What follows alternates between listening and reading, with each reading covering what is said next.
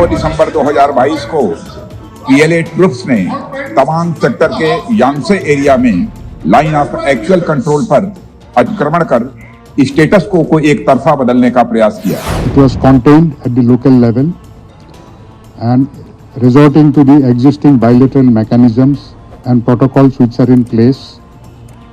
Though some minor injuries were there to people, soldiers of both sides. Our neighborhood continues to remain volatile and uncertain. We must enhance our collective strength by partnering with nations which share common beliefs and values.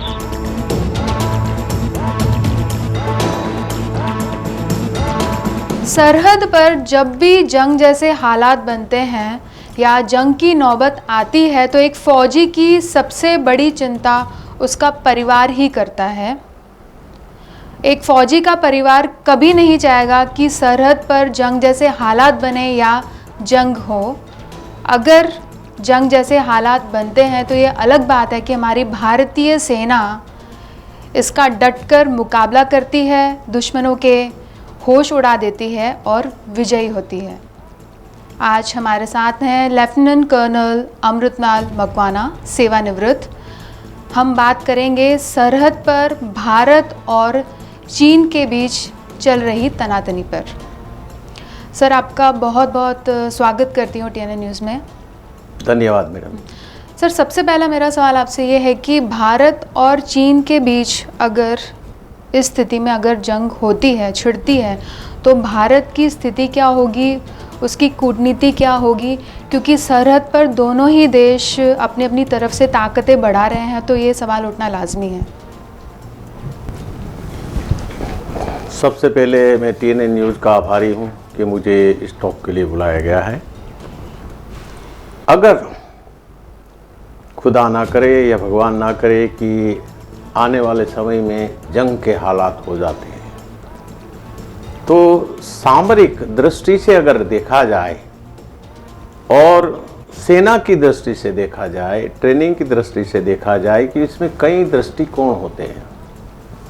सबसे पहले उसके अंदर जो है कि आपके आर्थिक हालात कैसे हैं, विदेश नीति आपकी क्या बोलती है, और तीसरा कारण, मुख्य अगर कोई कारण है तो वो आपकी सेना। क्या आपकी सेना लड़ाई के लिए तैयार है? क्या आपके साथ जो चाइना को कंपेयर करने के लिए एयरफोर्स रेडी है, नेवी रेडी है, आर्मी रेडी है? सामरिक दृष्टि से देखा जाए तो जो गलवान घाटी है, गलवान घाटी एंड पेंगोंग सो 14,000 फीट में है, जो कि 135 किलोमीटर सॉल्टी लेक है।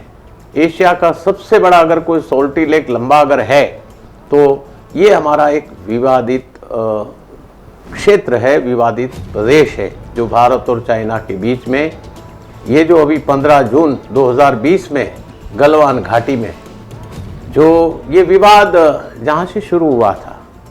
ठीक कहते हैं कि 1975 के बाद में 45 साल के बाद में अगर कोई विवाद उठा है तो ये गलवान घाटी का विवाद उठा था, जिस मुठभेड़ में 15 जून 2020 में भारत चाइना की मुठभेड़ में तकरीबन भारत के 20 जवान, ऑफिसर, जेसीओ एंड जवान मिला करके जो शहीद हुए थे। लेकिन भारत ने उसका जो मुंह तोड़ जवाब दिया, जिनके कारण उनके जो ग्लोबल रिपोर्ट के अनुसार चाइना कभी अपनी रिपोर्ट दुनिया के सामने नहीं बताती है। तकरीबन हमने उसके 88 सैनिकों को मौत के घाट उतार दिया था जी। और दूसरी बात, भारत के पास वो कौतुक है, वो इंटेलिजेंसशिप है। सबसे पहली बात तो हम चाइना से हाइट में बैठे हैं। जो बंदा हाइट में बैठा है वो किसी भी क्षेत्र का मुआयना कर सकता है, किसी भी क्षेत्र का ऑडिट ले सकता है कि कोई आदमी नीचे से अगर ऊपर की तरफ आ रहा है तो खाली पत्थर फेंकेगा तो भी उस पर आप हावी हो जाएंगे। सेम चीज़ यहाँ जो बनी है, जो आपने गलवान घाटी में सुना होगा कि फिंगर 1, फिंगर 2, फिंगर 3, फिंगर 4, जहाँ पे इंडिया पूरी जो अपना हेलमेट टॉप है और रजांगला है, जो 1962 की लड़ाई हुई थी, जहाँ से यही एरिया जो एक विवादित एरिया है, जहाँ से उसने युद्धाक्रमण शुरू किया था 21 अक्टूबर 1962 में। जी।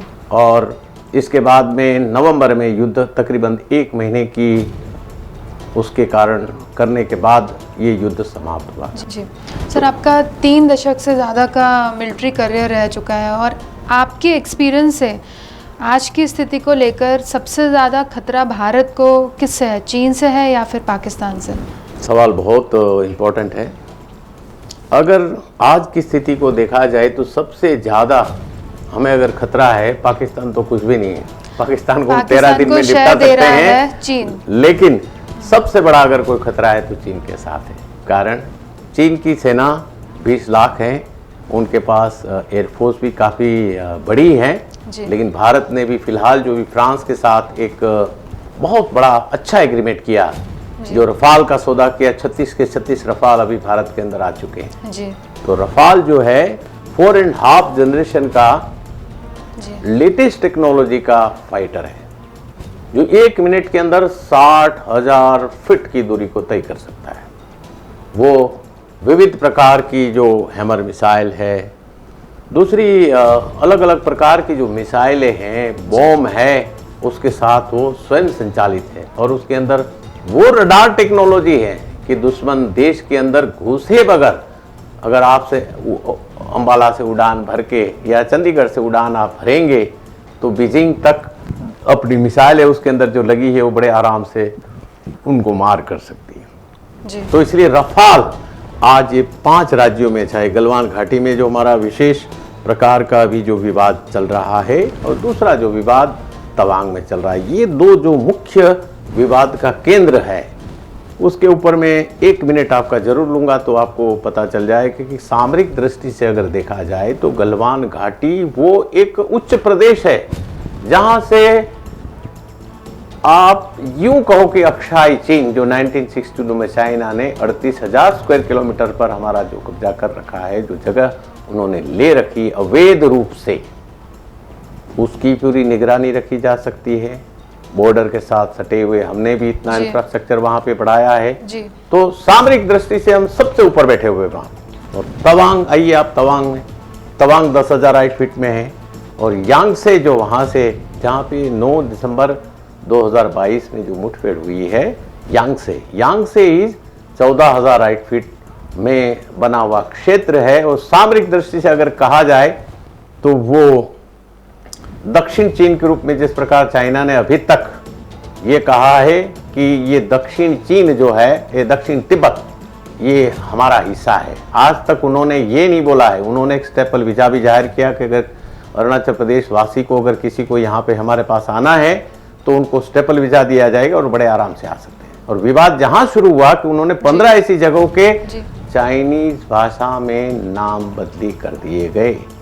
भारत का प्रधानमंत्री, राष्ट्रपति या उपराष्ट्रपति जब तवांग की विजिट के लिए जाता है तो चाइना के पेट में बहुत तकलीफ होती है कि नहीं, ये हमारा अभिन्न अंग है। बट भारत ने कभी भी ये नहीं बोला। ये ब्रिटिश और भारत के बीच में जो संधि हुई थी कि 90,000 स्क्वायर किलोमीटर एरिया है, वो भारत के साथ है, न कि चाइना की। जी सर, चीन लगातार लाइन ऑफ एक्चुअल कंट्रोल पर अपनी सैन्य क्षमता बढ़ाता जा रहा है, इंफ्रास्ट्रक्चर बहुत ही तेज़ गति से डेवलप कर रहा है। क्या भारत के पास में चीन का मुकाबला करने के लिए आर्थिक ताकत या तकनीकी ताकत या सैन्य ताकत है? बिल्कुल है, आपने सवाल बहुत अच्छा किया है। आज 3,488 किलोमीटर एरिया के अंदर वो भारत 1962 का भारत नहीं है। अभी मौजूदा सरकार जितनी भी आई और उन्होंने बहुत सारे कदम उठाए। अभी तक ये मानते थे कि हमें बॉर्डर के ऊपर रोड बनाने की कोई आवश्यकता नहीं है, लेकिन अभी जम्मू एंड कश्मीर एरिया के अंदर तकरीबन 4,000 करोड़ प्लस की लागत से इतने ब्रिजेस बनाए गए। हालिया में अगर आपको बताया जाए कि गलवान घाटी में अभी तक जो चाइना के साथ हमारी मुठभेड़ और युद्ध हुआ है तो वहां पे टैंक जाने का रास्ता नहीं था। शौक जो विलेज है वो भारत का सबसे आखिरी गांव है। तो गलवान घाटी के नजदीक उन्होंने वो ब्रिज बनाया है जहां से बोफोर्स टैंक भी पसार हो सकती है, बड़ी से बड़ी यूं कहो कि वज्र टैंक भी वहां से जा सकती है। और बड़े से बड़ा इंफ्रास्ट्रक्चर ही वहाँ से वो पास हो सकता है। जी। तो यूं कहा जाए कि वहाँ से लेकर यहाँ तक रोड इंफ्रास्ट्रक्चर इतने अच्छे से अच्छे बनाए हैं, कनेक्टिविटी को इतना जोर दिया है। मोदी जी ने माना विलेज अगेन बद्रीनाथ के आगे लास्ट विलेज है जहाँ पे हमारी सेनाएं रहती है, तो उन्होंने अपने भाषण में कहा था कि बॉर्डर एरिया के 700 गाँव को विकसित किया जाएगा, जिसमें कनेक्टिविटी हो और लोगों को पता चले कि भाई जहाँ जहाँ बॉर्डर एरिया में है तो ये हमारे सामरिक दृष्टि से गाँवों को अगर उत्थान होगा तो हमारी सेनाएं वहाँ जा कर के आसानी से अपना एरिया को कब्जा कर सकती है, अपने एरिया को अच्छी तरीके से हैंडल कर सकती है। और साथ ही साथ तवांग में भी इतनी टनलें बनाई गई है, इतने बढ़िया से बढ़िया रोड बनाया गया है। अभी ट्राई बॉर्डर यानी कि भारत सिक्किम एंड म्यांमार के बीच में एक कॉरिडोर बन रहा है जबरदस्त, 4056 करोड़ की लागत से। ये भी मौजूदा सरकार ने सोचा कि आने वाले समय में अगर कल को चाइना और भारत के साथ युद्ध होता है तो हमारा सबसे बड़ा अगर कोई एक दुर्गम पॉइंट अगर कोई कहा जाए तो वो दुर्गम पॉइंट है भारत सिक्किम एंड भूटान के साथ भारत 6099 यानी 700 में एक कम किलोमीटर बॉर्डर को साझा करते हैं। जी सर, इंटीग्रेटेड थिएटर कमांड के बारे में आपसे मैं जानना चाहूँगी। इंटीग्रेटेड थिएटर कमांड और सैन्य नवीनीकरण के क्षेत्र में आप क्या समझते हैं कितना काम है, क्योंकि ये आज समय की बहुत ही बड़ी ज़रूरत है। ये देखिए, इंटीग्रेटेड थिएटर कमांड जो भी बनने जा रही है जी, पहले क्या होता था कि डिफेंस मिनिस्ट्री और डिफेंस सचिव और दूसरे जो लोग हैं इनका पूरा तीनों सेनाओं पर कंट्रोल था। तीनों सेनाएं स्वयं संचालित रूप से अपनी कमान एंड कंट्रोल के हिसाब चलते थे। तो अभी ये तीनों सेनाओं का जो तालमेल जी, अगर कहा जाए तो सबसे पहले 1 जनवरी 2020 में CDS बिपिन रावत जिन्होंने ये तीनों सेनाओं का उनको CDS बनाएगा, चीफ ऑफ डिफेंस था, कि तीनों सेनाओं का तालमेल होना आपस में बहुत जरूरी है। उसमें भारतीय थल सेना, भारतीय वायुसेना एवं भारतीय नौसेना, इन तीनों का क्या सामरिक प्लान है। देखो, एम एक ही है कि भारत या राष्ट्र सर्वप्रथम। जब राष्ट्र सर्वप्रथम है, भारत की सार्वभौमत्व को हमने सुरक्षा प्रदान करनी है, तो तीनों सेनाओं के बीच में तालमेल होना जरूरी है।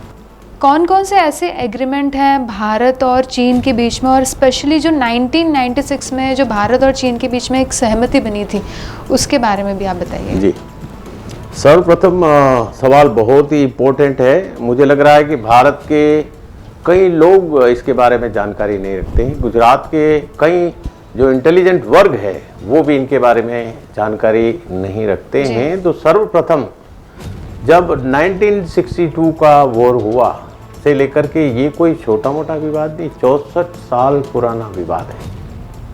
और ये जो विवाद कहाँ से स्टार्ट हुआ है, अक्साई चीन से जो गलवान घाटी ले लो, पेंगोंग से झील ले लो, इसके बाद में आप यहाँ पीछे आइए तवांग ले लो, नाथुला ले लो, इसके बाद जो आपकी बॉर्डर लगती है तमाम एरिया डोकलाम, तो डोकलाम है, ये 5 जो विवादित जगह है जिसको लेकर के कई लोगों के दिल में सवाल होगा कि भाई इतनी बार मुठभेड़ें हुई है, और ये मुठभेड़ जो 1975 के बाद 2020 में लगभग 45 साल के बाद में हुई, 15 जून 2020, और फिर 30 महीने के बाद जो 9 दिसंबर 2022 में यांगसे जो कि 35 किलोमीटर दूर तवांग में है, वहां पे मुठभेड़ हुई। अब आपके दिल में एक सवाल ये उपस्थित होता हो कि भाई ये बार बार मिलते हैं, धक्का मुक्की करते हैं, लठबाज करते हैं, मार पिटाई करते हैं और एक दूसरे को हट जाते हैं। तो सबसे पहली जो पहल है वो भारत के तत्कालीन प्रधानमंत्री राजीव गांधी जी ने, वो बीजिंग गए और वहाँ के प्रधानमंत्री के साथ मुलाकात करी, और 1962 के बाद जो हमारे रिश्ते चाइना के साथ जो खराब चल रहे थे, उन रिश्तों में सुधार लाने का एक अध्याय शुरू किया, और उनकी मेहनत रंग लाई, और चाइना के साथ जो रिश्तों में काफ़ी सुधार आया। इसके बाद फिर 93 के अंदर भारत के तत्कालीन प्रधानमंत्री नरसिम्हा राव जी वो वहाँ पे गए और उनके जो प्रधानमंत्री है पैंगली के साथ उन्होंने वहाँ पे मुलाकात करी और हमारे जो रिश्ते हैं उनको आगे बढ़ाने के लिए पूरा प्रयास किया। तो इसमें एग्रीमेंट 93 में ये हुआ है कि आपस में दोनों सेनाएं बल का प्रयोग नहीं करेंगे, सेना का इस्तेमाल नहीं करेंगे। और तीसरी बात ये हुई कि भूला भटका अगर कोई सैनिक, भारत का सैनिक चाइना में चला जाता है, चाइना का सैनिक भारत में आ जाता है, तो उनको यहाँ से उनके देश में वापस भेजा जाए। ये हुआ 93 का जो बातचीत हुई और जो उनके साथ एग्रीमेंट हुआ। और 96 में जो एग्रीमेंट हुआ वो अहम एग्रीमेंट हुआ। वो चाइना के जो प्रेसिडेंट है, प्रधानमंत्री है या प्रेसिडेंट है, वो जियांग जेमिन जो भारत यात्रा पर आए और तत्कालीन प्रधानमंत्री भारत के HD देवगौड़ा जी, उनके बीच में जो एक एग्रीमेंट हुआ 96 में, तो ये बातें तो उनके अंदर शामिल थी, लेकिन इसके अलावा और उसमें कई बातें जुड़ी गई। जो उसमें आर्टिकल 6 के अंदर जो बातें बताई गई है, अभी तक ये बातें नहीं बताई गई थी कि दोनों देश की सेनाएं 2 किलोमीटर की एरिया के अंदर, जो पहले है वो बातें तो बरकरार रहेगी, 2 किलोमीटर एरिया में आपस में एक दूसरे पे फायरिंग नहीं कर सकते हैं, हथियार नहीं चला सकते हैं। आप एक दूसरे दोनों सैनिकों के बीच में जैविक हथियार का प्रयोग नहीं कर सकते। आप एक दूसरे देश के ऊपर हानिकारक केमिकल हथियारों का इस्तेमाल नहीं कर सकते हैं। आप एक दूसरे के ऊपर, ये 96 आर्टिकल 6 के बारे में मैं आपको बता रहा हूं, एक दूसरे देश के ऊपर आप बॉम्ब नहीं गिरा सकते हो, मिसाइल नहीं चला सकते हो। आप एक दूसरे के देश के ऊपर ये कोई इसी प्रकार का कोई ऑपरेशन नहीं साझा कर सकते हो।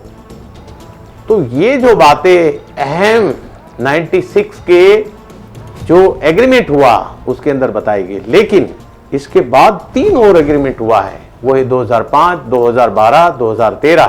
तो इस प्रकार इतने सारे एग्रीमेंट पॉइंट है, इसलिए हम एक दूसरे पर मिसाइल नहीं कर रहे हैं, गन का फायरिंग नहीं कर रहे हैं, स्मॉल आर्म्स का फायरिंग उनके साथ नहीं कर रहे हैं। और जब भी ऐसी कोई मुश्किलात बढ़ जाती है तो आपने देखा होगा कि 21 बार जब गलवान घाटी के अंदर ये फेस ऑफ हुआ, 5वीं मई से लेकर के जब तक वो फेस ऑफ खत्म नहीं हुआ, 21 बार फ्लैग मीटिंग करी गई। और लास्ट फ्लैग मीटिंग जो है 11 दिसंबर को आर्मी कमांडर लेवल की करी और दोनों को शांत कर दिया। वो अपने एरिया में चले गए, हम अपने एरिया में चले गए। तो ये है एग्रीमेंट। जी सर, जंग किसी भी चीज़ का सॉल्यूशन नहीं है। आपके एक्सपीरियंस के हिसाब से भारत सरकार इस तरीके की स्थिति न बने दोनों देशों के बीच, जो कदम उठा रही है वो इनफ है, या आपके हिसाब से और कौन कौन से कदम उठाने की ज़रूरत है? जंग करने से पहले 1000 बार आपको सोचना पड़ेगा कि क्या मेरे पास आने वाले 10 साल के लिए आर्थिक स्थिति इतनी मजबूत है, मेरे बिजनेसेस जो चल रहे हैं उन तमाम बिजनेस के बारे में मैं सक्षम हूँ या नहीं हूँ, मेरी सेना लड़ने के लिए तैयार है। 1971 वॉर में जो इंदिरा गांधी ने जब भारत के फील्ड मार्शल श्याम मानेक शॉ को जब कहा गया कि तुम लड़ाई लड़ो अप्रैल के महीने में, उन्होंने स्ट्रेट अवे मना कर दिया, मेरी सेना तैयार नहीं है, मैं नहीं लड़ सकता हूँ। लड़ाई ये कोई खेल नहीं है, बच्चों का खेल नहीं है। लड़ाई करने के लिए 6 महीने की तैयारी चाहिए आपको। कि भाई सेना अगर कल को लड़ाई होती, क्या इनको पता था रशिया को? उनको तो यही मालूम था कि 1 महीने के अंदर अंदर सब समाप्त कर देंगे। आज 10 महीना हो गया, क्या हालत होगी उनकी? तो सेनाओं को जब जंग में उतारना है तो सबसे पहला आपका जो रिसोर्सेस है, इंफ्रास्ट्रक्चर है, वो डेवलप करना पड़ेगा।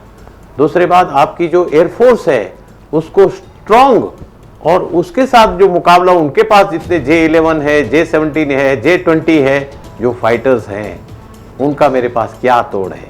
दुश्मन के पास जितनी जो मिसाइलें हैं उन मिसाइलों को तोड़ मेरे पास क्या तोड़ है। वैसे तो अगर कंपैरिजन में देखा जाए तो आज भारत की क्षमता को आज जो चाइना पीछे हट कर रहा है, उसके पीछे का सबसे बड़ा अगर कोई कारण है तो भारत का एयरफोर्स, भारत का हमारा माउंटेनियरिंग फोर्स, हमारी जो सेनाएं हैं जिनका मनोबल, जो हमारे माउंटेन एरिया में, एल्टीट्यूड एरिया में लड़ाई लड़ सकता है। और अभी मौजूदा सरकार ने जो भी बॉर्डर के ऊपर इंफ्रास्ट्रक्चर को खड़ा किया है और जो हमने टेक्नोलॉजी आज रशिया से ली है, चाइना के पास S-300 मिसाइल है तो आज हमारे पास S-400 मिसाइल है।